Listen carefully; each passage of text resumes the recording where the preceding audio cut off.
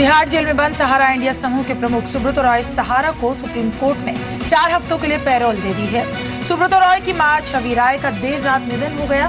Tihar jail में बंद सुब्रत रॉय सहारा से करीब 2 साल से मिलने का इंतजार कर रही उनकी बीमार मां बेटे से मिलने की इच्छा में ही जिंदा थी। बीमार मां श्रीमती छवि राय के लिए लखनऊ के सहारा शहर गोमती नगर में ही एक छोटा सा अस्पताल बनाया गया था।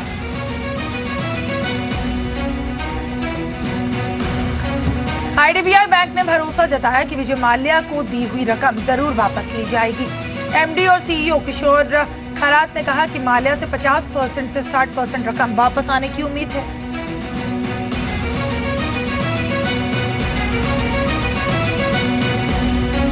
अगस्ता डील पर केंद्र और CBI को सुप्रीम कोर्ट ने नोटिस भेजा। अदालत की निगरानी में जांच के लिए सुप्रीम कोर्ट में अर्जी दी गई। मिलान कोर्ट के फैसले में जिन नामों का जिक्र है उन्हें आरोपी बनाने की मांग की गई है।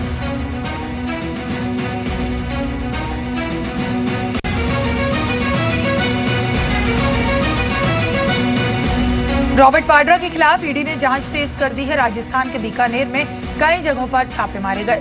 बताया जा रहा है कि ईडी ने कई दस्तावेज और रिकॉर्ड जब्त किए हैं। बीकानेर की कोलायत तहसील में 275 बीघा जमीन के आवंटन से जुड़े मामले में ईडी ने कार्रवाई की है। अगस्ता वेस्टलैंड के मुद्दे पर हमलों का सामना कर रही सोनिया गांधी ने मोदी सरकार पर पलटवार करते हुए आज कहा कि कांग्रेस को डराने की कोशिश मत करो। इसके साथ ही उन्होंने ये भी कहा कि जिंदगी ने उन्हें संघर्ष करना सिखाया है। संसद की ओर मार्च करने से रोके जाने पर सोनिया गांधी, राहुल गांधी और पार्टी के अन्य शीर्ष नेताओं ने अपनी गिरफ्तारी दी। कांग्रेस ने जंतर मंतर से संसद तक लोकतंत्र बचाओ रैली निकाली।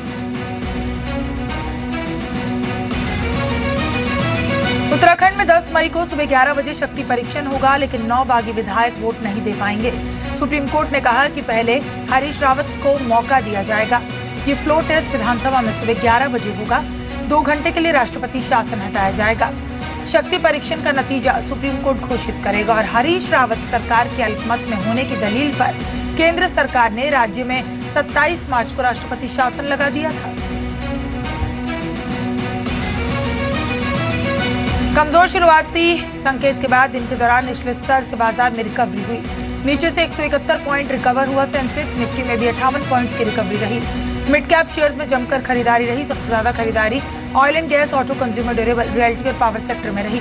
चुनिंदा बैंक्स ने भी खरीदारी में योगदान दिया।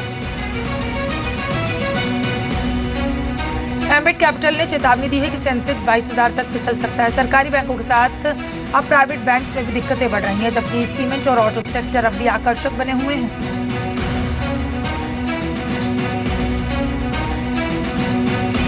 पराग मिल्क का IPO अब तक 82% सब्सक्राइब हुआ है। आज पराग मिल्क का IPO बंद होगा। इसका प्राइस बैंड 220 से 227 रुपए तक है। रिटेल निवेशकों को इश्यू पर 12 रुपए के डिस्काउंट पर मिल रहा है। कंपनी की योजना IPO से 765 करोड़ रुपए जुटाने की है। सोने में तेजी बनी हुई है। MCX पर सोना 0.5% बढ़कर 30,000 रुपए के पार पहुंच गया, जबकि चांदी में 0.25% की बढ़त दर्ज की गई। चांदी की कीमतें 0.25% की उछाल के साथ 41,300 रुपए प्रति किलोग्राम पर पहुंच गई हैं।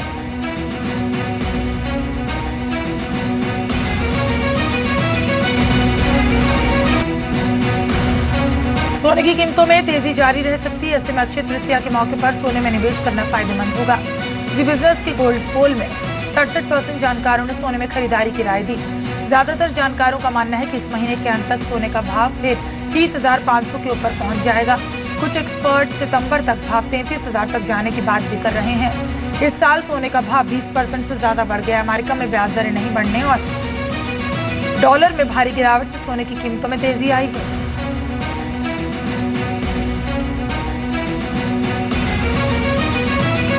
ग्लोबल मार्केट में क्रूड कीमतों में मामूली गिरावट दर्ज की गई। नायमेक्स पर क्रूड में नायमेक्स पर WTI क्रूड 1% गिरकर $44 के नीचे आ गया। तो वहीं घरेलू मार्केट में भी MCX पर क्रूड कीमतें करीब 1% फिसलकर 2,925 रुपए पर आ गया।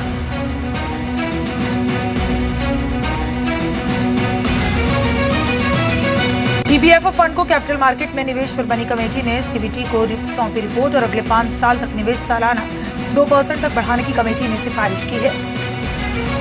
CBT ने EPFO को पहले ही कैपिटल मार्केट में 10% निवेश की मंजूरी रखी है।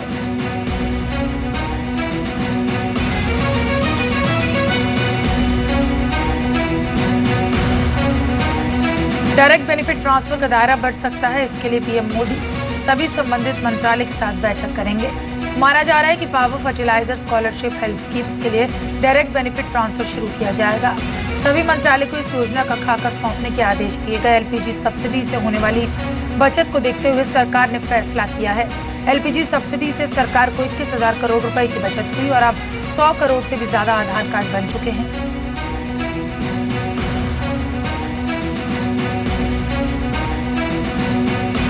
एबीजी शिपयार्ड में भारी गिरावट की खबर है। सूत्रों के मुताबिक कंपनी तय समय में निवेशक लाने में नाकाम रही है। निवेशक नहीं आने से प्रमोटर को कंट्रोल खत्म हो सकता है।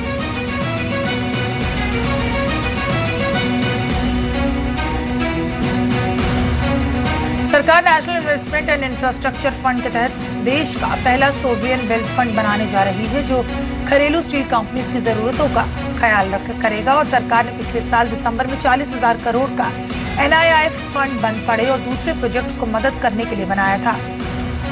इस फंड में सरकार 20,000 करोड़ डालेगी, बाकी निजी क्षेत्र से आएगा।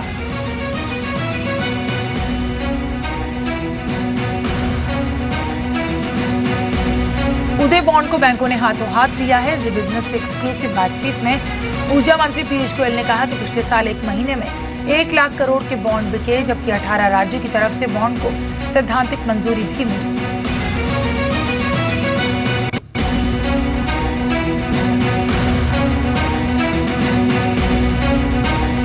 संसद में यूपी में वाटर एक्सप्रेस भेजने का मामला जोर शोर से उठा।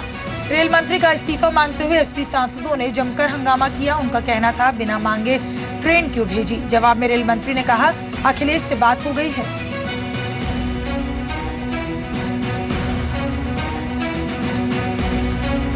गायत्री परिवार के प्रमुख प्रणव पांड्या ने राज्यसभा की सदस्यता लेने से इनकार कर दिया। बताया जा रहा है कि गायत्री परिवार के लोगों ने राजनीति से दूर रहने की सलाह दी थी, जिसे प्रणव पांड्या ने मान लिया। बुधवार को सरकार ने प्रणव पांड्या को राज्यसभा के लिए मनोनीत किया था।